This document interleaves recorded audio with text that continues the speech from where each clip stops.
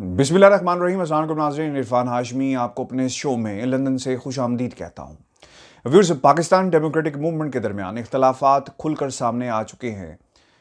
ये गैर फितरी नज़रिया ज़रूरत के तहत एक इत्तेहाद बनाया गया ताकि इमरान खान की हुकूमत को घर भेजा जा सके और बाद में मामलात आपस में तय कर लिए जाएँ कि उधर तुम इधर हम और वफाक में वही हुकूमत बनाएगा जिसके इत्तेहादी ज़्यादा होंगे, जिसके पास सीट्स ज़्यादा होंगी। तो इसका फ़ैसला बाद में कर लिया जाएगा। बहुत बड़े बड़े ख्वाब देखे गए और इन ख्वाबों को सजाकर आंखों में तमाम तदबीरें लड़ाई गई, तकरीरें की गई और हिकमत अमली तय की गई, लेकिन ऐसा कुछ नहीं हुआ कि ये जो ख्वाब हैं वो हकीकत बन पाते। व्यूअर्स, आसिफ अली जरदारी साहब के दिल में क्या था अब उनकी ज़ुबान पर है। फजलुर रहमान साहब के हालिया बयानात उनके दिल में क्या था अब उनकी ज़ुबान पर है। और आले शरीफ ख़ानदान की दिल में क्या था उनकी ज़ुबान पर तो नहीं आया, लेकिन एक वीडियो के लीक होने की बाज़गश्त हम सुन रहे हैं। अगर ये वीडियो मौजूद है तो ये बहुत ही मुश्किलात पैदा कर सकती है इस ख़ानदान के लिए और सियासत के लिए। व्यूअर्स, इमरान रियाज जर्नलिस्ट हैं लाहौर से।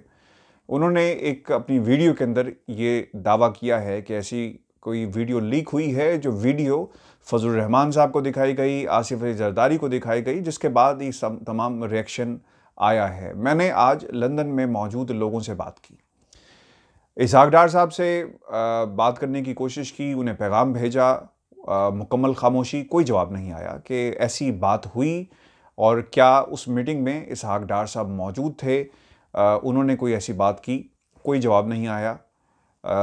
अली डार को पैगाम भेजा, मैसेज सेंड किया, कोई पैगाम वापस नहीं, रिप्लाई नहीं आया। हसन नवाज़ को पैगाम भेजा, पैगाम पढ़ लिया गया, लेकिन रिप्लाई नहीं आया, मुकम्मल खामोशी। लाहौर में हमजा शरीफ को भी पैगाम भेजा और वो लोग जो उनकी डायरी मेंटेन करते हैं उनको भी कहा कि इस पर रिएक्शन लेकर दें और बताएं कि क्या हो रहा है। कोई मुकम्मल खामोशी। पाकिस्तान पीपल्स पार्टी के कुछ लोगों से बात हुई, शरीफ रहमान साहिबा को पैगाम भेजा, उन्होंने भी पैगाम देखा और मुकम्मल खामोशी। अब चूंकि मुकम्मल खामोशी है तो कंक्लूजन आप खुद निकाल सकते हैं कि कहीं ना कहीं कोई ऐसी बात ज़रूर हुई है इस वीडियो के हवाले से जिसकी बाज़गश्त है, और अगर ये वीडियो मार्केट में आ गई तो पाकिस्तान मुस्लिम लीग नून के लिए बहुत ही मुश्किलात का सामना उन्हें करना पड़ सकता है। याद रखिएगा, माजी में मुतअद्दिद दफ़ा मुख्तलिफ प्लेटफॉर्म्स के ऊपर मीम, नून और शीन की बाज़गश्त आप सुनते रहे हैं। और एक ख़बर जिसके हवाले से कहा जा रहा है कि नवाज शरीफ साहब ने मरीम को कहा कि कुछ सीखो हमजा शहबाज से, और मरीम ने कहा कि तुम्हारी जिस लोगों से जेल में मुलाकातें होती रही हैं मैं वो भी खूब जानती हूँ। तो ये वो तमाम बातें हैं जो आहिस्ता आहिस्ता सच साबित माजी में तो होती आई हैं, और अगर ऐसी वीडियोस और ऑडियोज़ मौजूद हैं जो मोहर लगा देगी इस तमाम सिचुएशन की कि इस वक्त जो नून लीग का कैंप है, जो ख़ानदान का कैंप है, मुकम्मल तौर पर हमें मुंतशिर नज़र आ रहा है और एविडेंट चीज़ें ऐसी मौजूद हैं जो एविडेंस के तौर पर इस सियासी मंजरनामे पर पेश भी की जा सकती हैं। व्यूअर्स, मुश्किल होगा शरीफ ख़ानदान के लिए अब इस चीज़ से बचना कि वह इख्तलाफात जो ख़ानदान उनके घर के इख्तलाफात थे अब उसकी वीडियो और ऑडियोज़ भी मौजूद हैं, तो बहुत ही मुश्किल में है इस वक्त पाकिस्तान मुस्लिम लीग नून। अब बाज़ लोग ये कहते हैं कि पाकिस्तान पीपल्स पार्टी के दरमियान और नून लीग के दरमियान जो इख्तलाफात की बुनियादी वजह बनी वो इस वीडियो को नहीं कहते। वो ये कहते हैं कि बुनियादी वजह ये बनी कि आज़म नज़ीर तारड़ को, जो हमने अपनी पुरानी वीडियो में भी कहा था कि अपोजिशन लीडर नून लीग चाहती है कि वादा वफा किया जाए पाकिस्तान पीपल्स पार्टी की तरफ से जो वादा किया गया था, क्योंकि यूसुफ रज़ा गिलानी को सपोर्ट दी गई नून लीग की तरफ से और उनके तमाम इत्तेहादियों के जो पीडीएम के थे उन्हें बनाने के लिए चेयरमैन, लेकिन चेयरमैन नहीं बने। फिर दूसरी तरफ वो लोग इसको as an evidence, as a argument use करते हैं कि जनाब चेयरमैन आपका था, लिहाजा अपोजिशन का जो लीडर अपोजिशन जो सेनेट में होगा वो हमारा होगा। इस पर पाकिस्तान पीपल्स पार्टी नहीं मान रही, वो ये कहती है कि नहीं। तो फिर ये नाम फ्लोट किया गया आज़म नज़ीर तारड़ का नून लीग की तरफ से, जिस पर आसिफ अली जरदारी साहब को बहुत सारे तहफ़्फ़ुज़ात हैं और उन्होंने कहा कि बीबी कत्ल केस में आज़म नज़ीर तारड़ साहब जो थे वो पुलिस की तरफ से पेश हुए, उनके वकील थे। मैंने उनसे बात की है और हमारे साथ इस वक्त टेलीफोन लाइन पर मौजूद भी हैं। उनसे उनका मौक़िफ़ जान लेते हैं। आज़म नज़ीर तारड़ साहब, बहुत शुक्रिया सर। ये जो कहा जा रहा है आसिफ अली जरदारी साहब की तरफ से कि क्योंकि आप उस केस में थे और आप रिप्रेजेंट आप कर रहे थे पुलिस को, तो उन्होंने कहा कि आप कम से कम हम आपका सपोर्ट नहीं कर सकते और वहाँ पर काफ़ी ज़्यादा इख्तिलाफात पाए जाते हैं। क्या कहेंगे सर इसके हवाले से? कि उन्होंने किन से राब्ता किया है और नाम की वापसी के लिए, लेकिन मैं क्योंकि एक प्रोफेशनल वकील हूँ और मेरी शुरू से वाबस्तगी जो है वो पाकिस्तान मुस्लिम लीग नून से रही है और प्रोफेशनल वकील ने जाहिर है अपने केसेस करने होते हैं। आज से कोई 3-3.5 साल पहले मुझे अप्रोच किया कुछ रिटायर्ड पुलिस अफसरान ने, जो रिटायर्ड आईजीज हैं। उन्होंने कहा कि हमारे 2 बंदों को, एक सऊद अजीज और एक खुरम शहजाद नामी पीएसपी ऑफिसर्स, जो कि एक रिटायर हो चुके थे और दूसरे अभी सर्विस में, उन्हें मोहतरमा शहीद के मर्डर केस में जो प्रोसीडिंग्स हुई उनमें उन्हें नेग्लिजेंस में छोटी सजाएं दे दी गई हैं को 5-5 साल। तो वो बेगुनाह लोग हैं, उनका डायरेक्ट उस अक्ल से कोई ताल्लुक नहीं है। उनके पास तफ्तीश थी। एक के ऊपर इल्जाम ये है कि उन्होंने मोहतरमा का पोस्टमार्टम नहीं करवाया। उनका डिफेंस ये था कि आसिफ अली जरदारी साहब और मखदूम अमीन फहीम साहब ने इजाजत नहीं थी दी उनकी बॉडी के तकद्दुस को सामने रखते हुए। दूसरे पे थे कि उन्होंने वो क्राइम सीन अगले दिन धुलवा दिया। उनका भी जवाब था कि जी वहां पे लॉ एंड ऑर्डर हो रही थी और सारी चीजें मौका से लेने के बाद हमने क्राइम सीन धुलवाया। उनकी मैंने बेल की एप्लीकेशंस दी, उनको हाई कोर्ट ने बेल ग्रांट कर दी, सुप्रीम कोर्ट ने बहाल रखी। और मैं समझता हूँ कि इसमें कोई ऐसी हैरत की बात नहीं है। प्रोफेशनल लॉयर्स जो हैं वो केसेस में जाते रहते हैं और दूसरा सियासत में भी ये तब्दीलियां आती रहती हैं। आज इस साइड पे हैं, कल उस साइड पे हैं।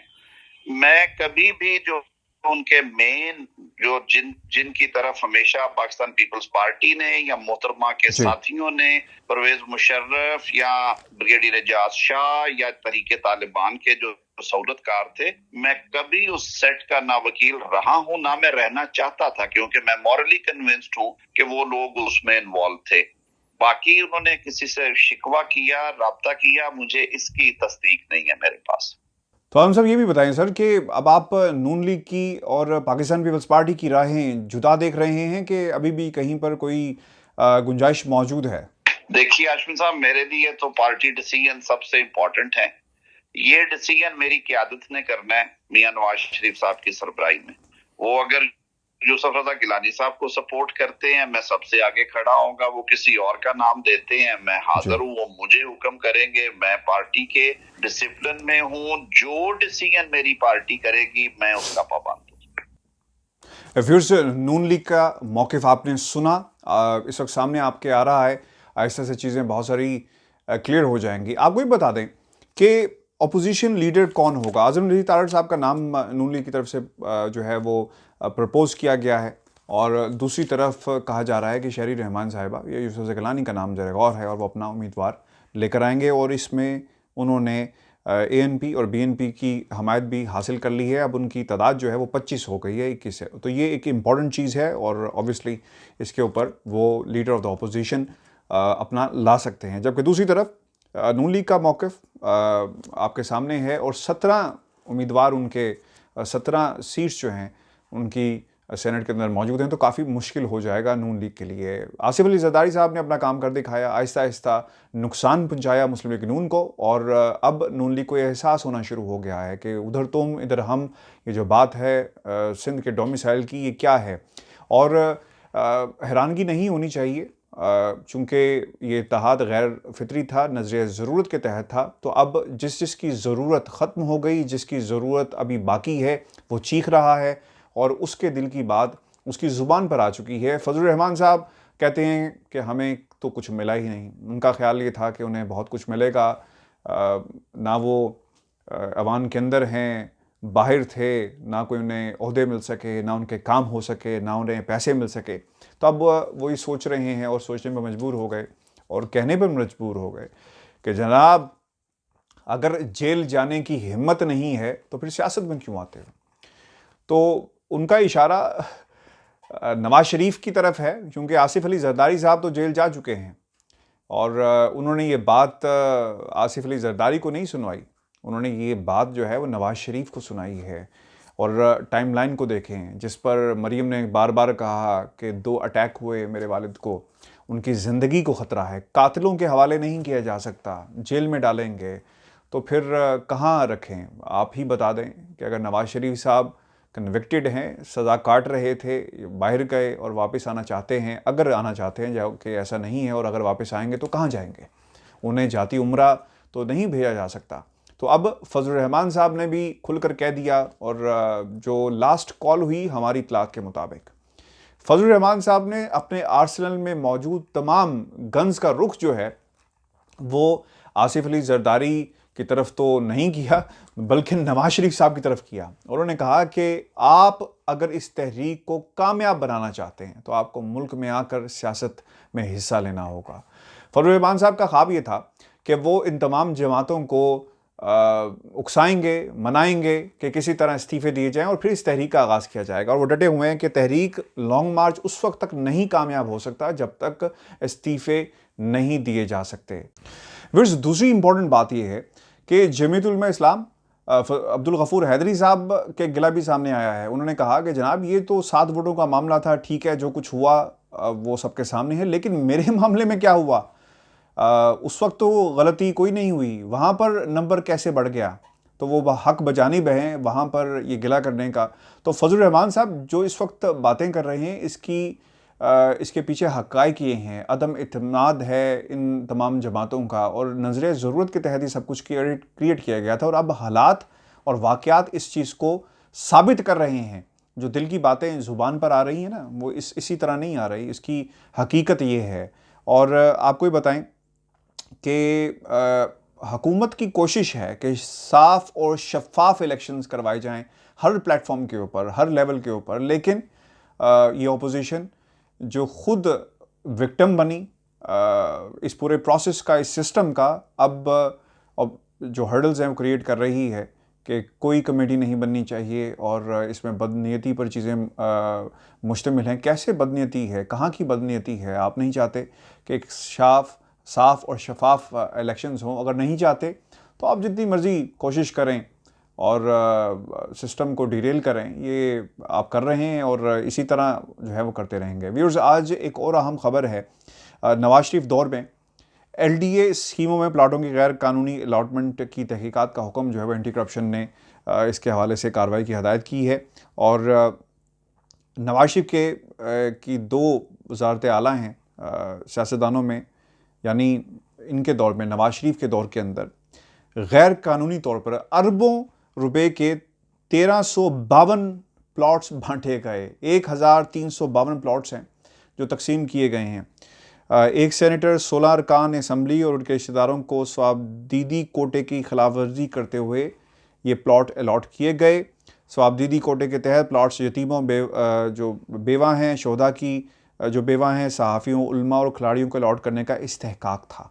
हकदारों की हक तलफी करते हुए स्वाबदीदी कोटे को सियासी रिश्वत के तौर पर इस्तेमाल किया गया और 1985 के गैर जमाती इंतखाबात के ज़रिए इक़्तिदार में आने वाले सियासी लुटेरों ने सियासत को हाईजैक किया और ये आज उन्होंने बहुत सारी चीज़ें जो हैं वो शाया भी की हैं और आप स्क्रीन पे देख भी सकते हैं कि ये सिस्टम काम कैसे करता था। पूरा एक चार्ट आपके सामने मौजूद है कि पाकिस्तान मुस्लिम लीग नून की सियासत क्या है। व्यूअर्स, उन्होंने किस तरह सियासत को अपने मकासद के लिए इस्तेमाल किया, सियासत जो कोटे थे उनको किस तरह इस्तेमाल किया। टॉप के ऊपर आप देख सकते हैं कि चीफ मिनिस्टर पंजाब 1985 से 1990 में नवाज शरीफ साहब हैं। और उसके बाद क्या हुआ कि LDA को उन्होंने बतौर एक जो डिस्ट्रीब्यूशन टूल था वो एज यूज़ किया। और इसमें आप देख सकते हैं कि राजा इशफाक सरवर हैं MPA, खालिद जावेद विरक साहब MP हैं, मियाँ अब्दुल खालिक MP हैं, सरदार अब्दुल राशिद डोगर MP हैं, उमर हयात हैं, नासिर अहमद, इन तमाम लोगों के नाम मौजूद हैं जिन्हें प्लॉट से अलॉट किए गए। और चेक करें, गुलबर्ग में 5 सबसे महंगी जगह, Faisal town, model town, Allama Iqbal town, Gujarpura, Tajpura, Sabzazar है, जौहर टाउन है, ये वो तमाम जगह हैं जहाँ पर इन प्लॉट्स की जो है वो अलॉटमेंट की गई। और करते क्या थे कि आपने कुछ दे दिया और कुछ ले लिया, यानी जब आप सिस्टम एक मौजूद है ना तो उसको ख़राब कैसे किया जाता है व्यूअर्स, उसका तरीक़ाकार ये था जो शरीफ ख़ानदान ने पंजाब के अंदर इस्तेमाल किया कि पूरे सिस्टम को करप्ट करें। जब चोर को चोरी का पैसा दिया जाएगा, जब उसे कहा जाएगा ठीक है यार तुम भी पैसे बनाओ, हम तो बना ही रहे हैं, तो फिर क्या होगा कि वो अपने हकूक़ का और अपने मफादात का तो तहफ़्फ़ुज़ करेगा, वो बल्कि मिलकर जो चीफ चोर है उसके साथ मिलकर उसके भी मफादात का तहफ़्फ़ुज़ करेगा। चाहे वो मीडिया के सामने बोलना क्या है, चाहे वो फाइलों को कहीं पे दबाना है, चाहे वो फाइलों को कहीं पे रोकना है, तो ये तमाम चीज़ें होंगी। तो ये जो आपने ये जो एक टाइमलाइन देखी है, क्लासिफिकेशन है, एक ट्री बनाया गया है, फैमिली ट्री तो नहीं है लेकिन ये फैमिली ट्री जैसे करप्शन का फैमिली ट्री, ये जो आपने देखा है इसमें भरपूर तरीके से उन्होंने बताया है कि कैसे कैसे पैसे को कैसे सिस्टम को ख़राब करना है। व्यूअर्स, आपको एक और ख़बर मैं जाते जाते दे दूं, बड़ी इंपॉर्टेंट खबर है। ब्रॉडशीट पे एक कमीशन बनाया गया था, आप तो शायद सब दोस्त भूल गए होंगे लेकिन मैं नहीं भूला, मुसलसल मैं इसे फॉलो कर रहा हूँ और कुछ दिनों में ये रिपोर्ट मंजर-ए-आम पर आएगी। इमरान खान की हुकूमत इसे अगर पब्लिक नहीं करती तो बहुत ही मुश्किलात में होगी, लेकिन मेरी इतलात ये हैं कि इसे पब्लिक किया जाएगा और कोई यानी किसी के बाप में भी जुर्रत नहीं है कि इस रिपोर्ट को रोक सके। हमारी इतलात के मुताबिक बहुत बड़े बड़े इंकशाफात इसमें हुए हैं, जिन लोगों के इंटरव्यूज़ किए गए और जो TORs पेश किए गए जिसके मुताबिक तहकीकात होनी थी, बयानात कलमबंद करने थे। बहुत नई एक डायमेंशन मिलेगी इस पूरी तहकीकात को और बड़े बड़े लोगों के नाम इसमें सामने आएंगे।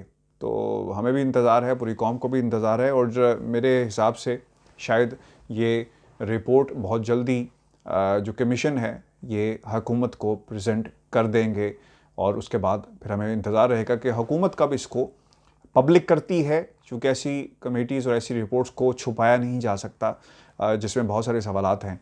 और फिर आपकी याद दहानी के लिए इनको देखिएगा ज़रूर कि किन बुनियादों पर इस कमीशन ने अपनी रिपोर्ट मुरतब करनी थी। व्यूअर्स, अपने कमेंट्स हमें ज़रूर भेजिएगा। वीडियो काफ़ी लंबी होगी, उसके लिए माजरत, लेकिन आज जितनी भी खबरें थी बहुत ही इंपॉर्टेंट थी और जो एक बयानिया इस वक्त बन रहा है लंदन में, पाकिस्तान में और PDM के प्लेटफॉर्म पे, उसकी असल हकीकत क्या है वो आपके सामने रखिए। अपना ख्याल रखिएगा, मुझे इजाज़त दीजिए। अगली वीडियो में इंशाल्लाह जस्टिस काजी फ़ाइज़ ईसा ने आज जो कुछ वहाँ पर कहा और वो एक ब्रॉडकास्टर एसोसिएशन के एक मेंबर की हैसियत से, सदर की हैसियत से वहाँ पर तकरीर कर रहे थे, इसका भी आपके सामने मैं अपना तज़किया रखूँगा। अपना ख्याल रखिएगा, इजाज़त दीजिए, अल्लाह ने के बाद।